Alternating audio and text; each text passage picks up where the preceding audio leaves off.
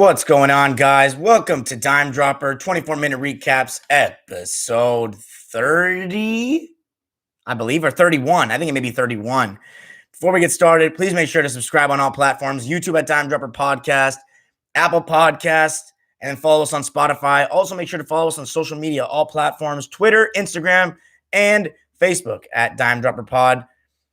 I don't know what's going on. I can't see the YouTube chat. I don't know if that's just my thing or what's going on. I cannot see the chat at all. But let's start with the recap. Worst case scenario for the live guys, I'll just end the video and then go live with you guys after the recap. But let's get into the games. There's only two that I wanted to talk about tonight, so we'll keep it short as far as the episode goes. The Lakers and the Hawks. So the Lakers concluding their road trip. And then we had the Warriors and Pistons I'm going to talk about from a couple nights ago since the Warriors haven't gotten back in action. I did watch that game. Apologies to the Suns fans because I'm not getting to your game tonight. I'll likely get to it tomorrow night. So let's get into it. The Lakers are playing the Hawks, another dime dropper team. And obviously no DeAndre Hunter was playing. No DeAndre Hunter playing. And the Lakers came out pretty good. We're up 9-2. Dennis Schroeder was getting right into Trae Young. That was one thing I noticed in the beginning. Really good job getting right into him in the beginning of the game. But then we started to see some problems arising for the Lakers, and that was in the pick and roll with Trae Young getting Marc Gasol to come out high. And this is the weakness we talked about with the Lakers with Gasol. You got to pull him out into space. If you're just going downhill on him and he's okay with – if he doesn't respect your jumper, Gasol does a really good job of sagging off and letting you go into him. But with a guy like Trae Young, you need to come out to guard him at the perimeter. And when he was doing that, Trae Young was getting actually what it started was when Trae Young was getting over the screen, Gasol would come rotate to contest him and he would throw those lobs. And he's got two fantastic lob threats. Clint Capella because of his length, and he is pretty athletic and, his size. And then John Collins because of his athleticism. So with those two lob threats, you're going to either have to give up. If you're not switching, you're going over the screen, you're going to either have to give up a corner three, a lob, or Trae Young with the layup. And in the beginning, it was the lob all day long. And that was from pulling Marc Gasol into that pick and roll. AD a couple times in the first quarter didn't rotate in time, didn't make the correct rotation. But as the game went on, especially the second quarter, as the Hawks started getting back into it, towards the end of the second quarter, Anthony Davis started getting into it. And once again, much better shots from AD today. That's the second solid game in a row, really solid game in a row for AD. Taking better shots, floaters with one hand around the basket, 6 to 8 foot range, and then much more mid-ranges, but also mostly just around the basket. And LeBron was doing a solid job of getting him going. But I also thought LeBron was pretty pedestrian overall for the third consecutive game, quite frankly. And I saw today he was number one in the MVP. I'll get to the ending of the game because he did end the game well in a second. But I'm not going to scream and yell about it anymore because you guys know, because my subscribers know who's been playing the best and who's not. And I will literally, if you think LeBron James has been the best player in the NBA this season, you're just not watching other teams play, quite frankly. And that's not to detract from LeBron. That's just the truth. I mean, that's just the truth. Let's not do the narrative for one. But anyway, the Hawks, right? Gallinari came in. I thought there were some shots that he could have made that he missed. I was like, Gallo, come on now. Rondo was actually pretty solid, especially in the first half. He was, his veteran savvy was showing a lot. But there was a bad period for the Lakers in that second quarter. The bench, THT, I don't think was that great today. I thought he was just not getting it done. He got Capella on him, switched on him a couple times, tried to take him to the rim. He got blocked. Montrader, though, really good energy. Picking up where he left off against Boston, floaters, the hustle points, the, loose balls around the rim. If the ball's loose around the rim, chances are Montrader, Harrell will get there and score. And that's exactly what he was doing in this game. But the Hawks did a good job with Trae Young in that pick and roll. And that's the thing. Here's the thing about the Hawks, guys. I told you, when Trae Young is guarded well in pick and roll, he crumbles. But the Lakers couldn't guard him in pick and roll. So that's why he was getting whatever he wanted. And Kevin Huerter was hitting some open shots as well. John Collins, I thought he was solid. Here's what I've noticed about John Collins in the defensive end. He's not a bad one-on-one defender. He still makes young mistakes, but he's not a rim protector because he's only 6'8". So the Hawks defense has gotten a lot better this year, and that's mainly because Clint Capella effect. Because if they were running John Collins at the 5 last year, which is, I don't know if that's what the case was, but I think it may have been, dude's 6'8". Like, he has bounce, but he is just not going to deter high-level, wings at the rim, and even some guards that have a great skill of finishing in today's NBA.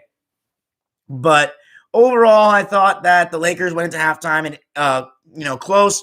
Third quarter, though, they came out with some energy. LeBron was still finding guys. I mean, making the right play for the most part. He was low turnover. He only had 2 turnovers tonight, which is good. He couldn't hit a jumper tonight, though, in the first 3 quarters, like at all. It was different than what we've seen this season. He wasn't very aggressive. I think maybe he's getting a little gassed. It's the mileage is starting to come to him in terms of this road trip because he was Cam Reddish. You got to give Cam Reddish some props, though. He did a really good job on LeBron, getting into him and trying to bait him to drive, and LeBron didn't feel like driving. And honestly, as crazy as this sounds, it's kind of turned with LeBron in terms of how you guard him now, because in the past, you want him to shoot because his jumper wasn't good. And his jumper was still, even when in Miami, good, but you don't want him getting to the rim when he was in that stage of his career. Now that he's shooting his career high from 3, which is the only thing he's doing better than he's ever done.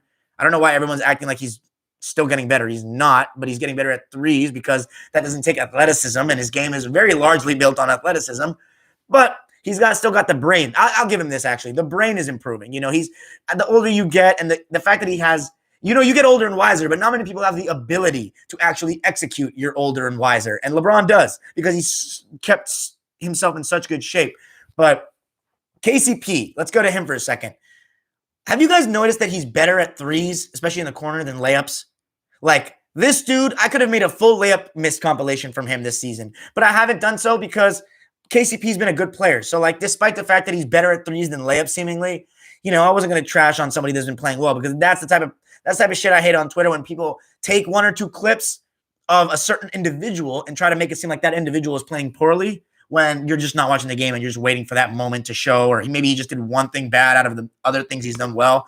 But anyway, the Lakers went up by 9. AD started getting more aggressive. But then we saw Trae Young again in that pick and roll, getting Marc Gasol into space. And I don't know how many times Trae Young split it. Like, they would come up and he would just split the double, or split the Marc Gasol would come, defend him when he's getting over the screen. And then Dennis Schroeder's chasing him from behind. And Trae Young would just split it every time. And he was getting in the lane, getting floaters, getting layups, getting lobs. He was making some great passes on the drive. And Trae Young is a very good passer on that drive. And he was finding guys tonight, especially Capella and John Collins at the rim. But Anthony Davis at 1, by the way, still a little bit of ref baiting from Trae Young. I don't think it was as bad as certain games, but you could tell the Lakers were getting frustrated about it. And Anthony Davis at one point, he got 4 fouls. And he started to play better defensively, like a lot more blocks from behind. And he had some really good defensive plays as the game went on. I just thought he started poorly defensively in the first quarter, but he really rebounded. Overall, just had a really solid game.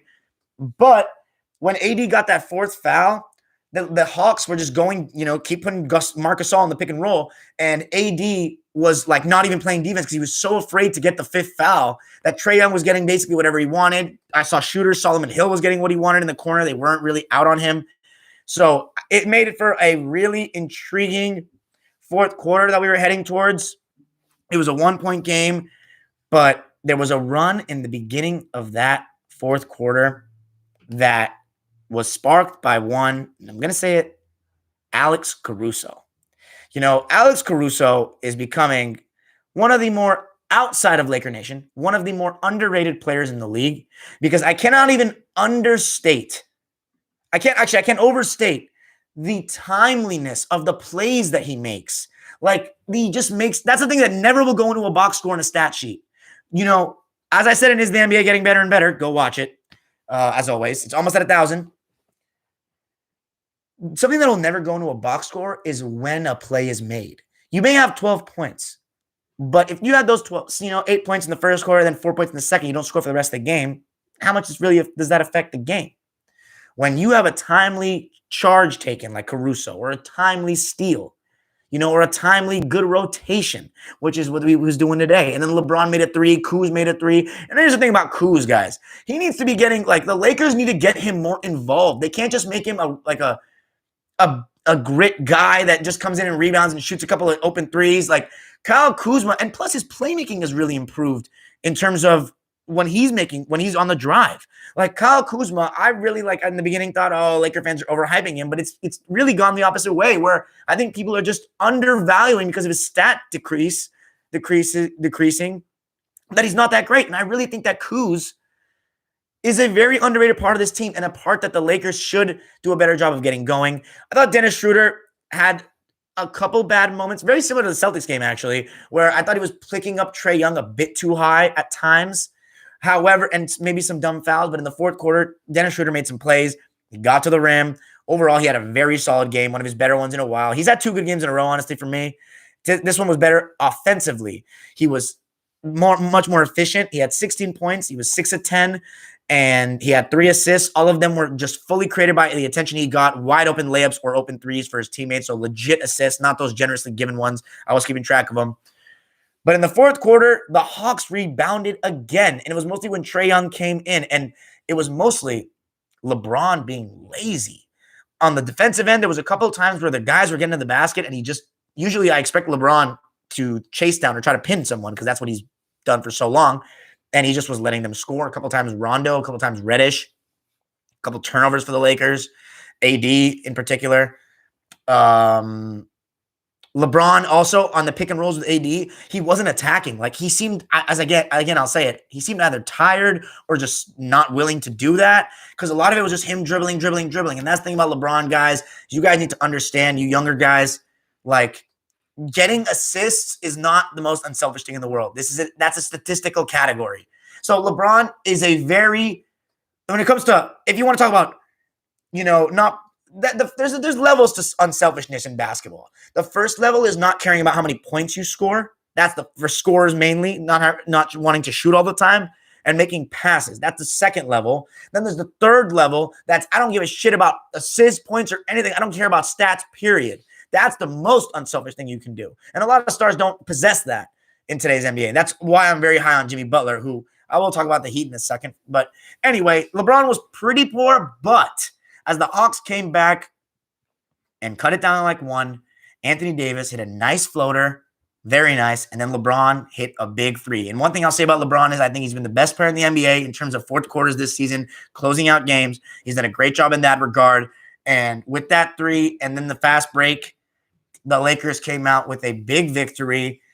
The score was 107-99, 16-6. The Lakers move on to 5-2 on the road trip, so pretty successful if you ask me.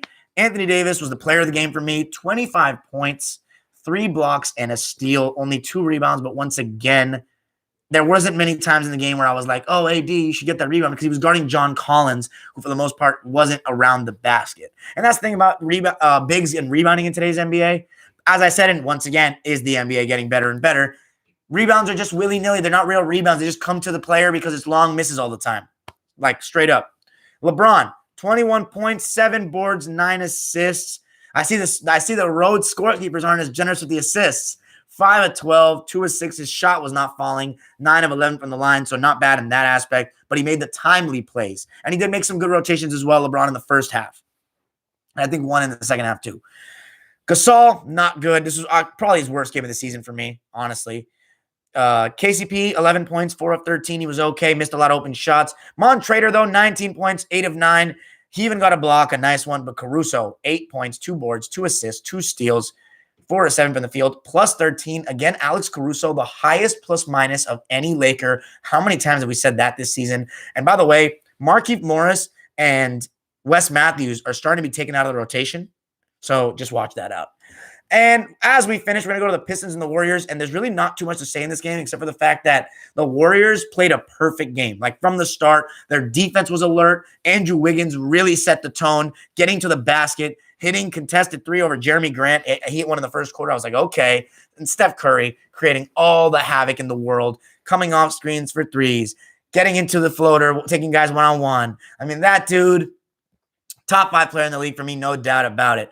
And then Draymond Green just holding court like a jester, passing the ball to everybody in their spots, and just a typical Draymond performance. Kelly Oubre, such a good job defensively and was much better offensively. Again, that was his 3rd game in a row at Chase Center, if I'm not mistaken, that he was actually making his shots. He was bad against Phoenix. And guys, this really breaks my heart to say, but Blake Griffin, oh man, he is just not it anymore. The injuries have caught up to him. You know, he posts up, and he did this with the Clippers, but like imagine all the bad things he did with the Clippers magnified times 5 or 10 because he's not athletic anymore. Like, for example, he used to always post up too far away from the basket, which is a problem for a lot of bigs in today's NBA. As I stated in, guess what? Is the NBA getting better and better? Blake Griffin, too far from the basket. Kelly Oubre was holding his own. And, what's funny is Blake Griffin, he never had a reliable skill post game.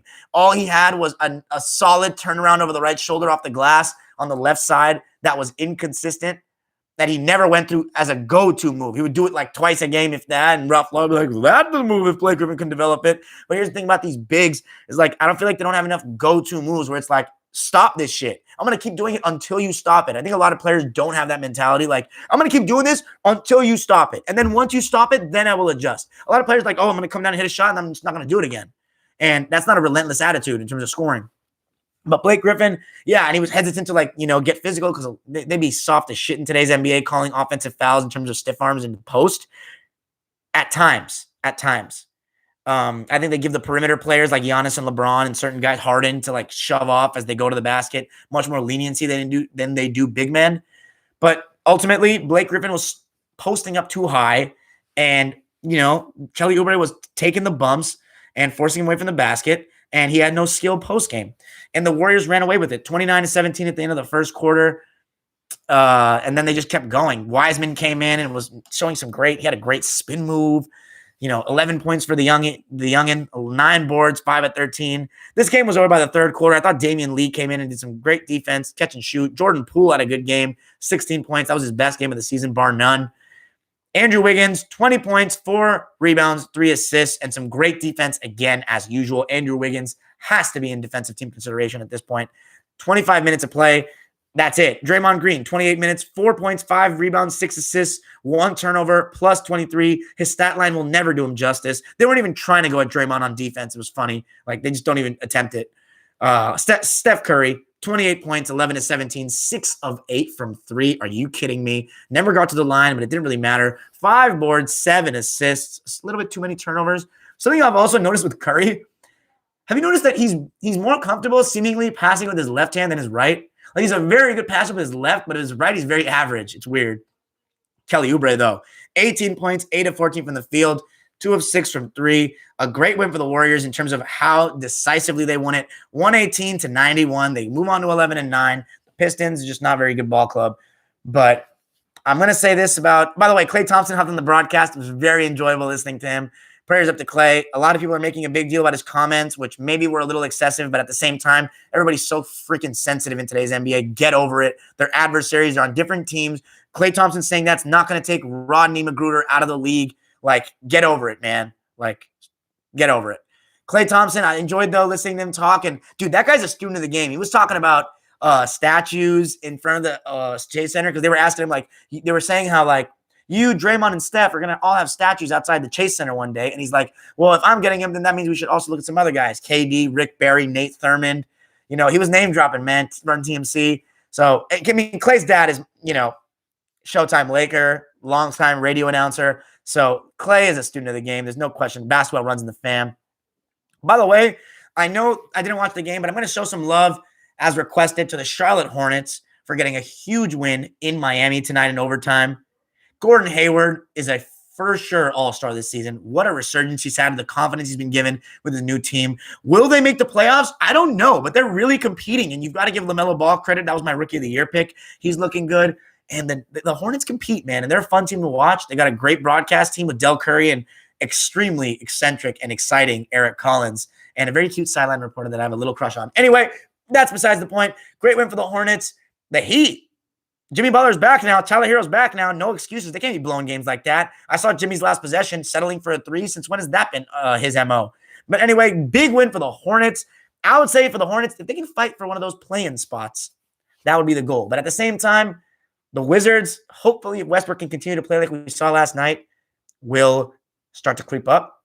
But that's it for tonight. We're going to end at 20 minutes tonight, guys. Now we're going to go to the live chat with the YouTube subscribers. For whatever reason, I cannot see their messages. So I'm going to end this video and then I'm going to go live. I'm not going to keep the video up, the live. I'm just going to go for the Q&A because there's 54 of you guys in here. Thank you. By the way, like this video before you exit the video. Like this video right now. I better see those lights go up. Thank you for joining me and peace.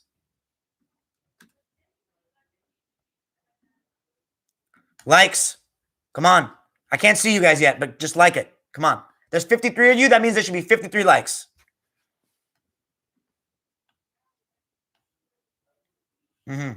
More. 49 people, 26 likes. If it doesn't, I'm going to only end this video and go to the live chat and it goes to 30 likes. So, what are you doing? Let me see that 30. There we go. All right. I'm about to open up a new one.